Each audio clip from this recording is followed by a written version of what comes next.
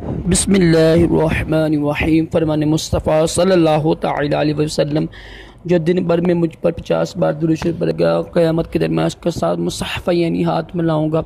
सल्लु अलल हबीब। मिट्टी के बर्तन में खाना पीना सुन्नत मुबारक नाशित अतारी न्यू रूहानी इलाज लेकर पेश खिदमत है। आज हम रूहानी इलाज सुनेंगे, वो ख़ारिश के बारे में है। एलर्जी हो, ख़ारिश हो, जल्द कमज़ोर हो ना, या हाथों का फट जाना, ये तो आम हो ना मिसाल है।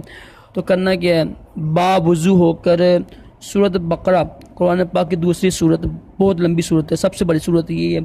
सूरत बकरा की आयत नंबर 266, जितनी आसानी हो ना पढ़कर दम कर कर फूंक मारे हाथों पर भी, और या किसी क्रीम पर दम कर कर, तो जहाँ पर ख़ारिश हो वहाँ पर लगाएं। इंशाअल्लाह चंद ही दिनों में ना ख़ारिश दूर हो जाएगी आपकी। सल्लु अलल हबीब सल्लल्लाहु अलैहि वसल्लम।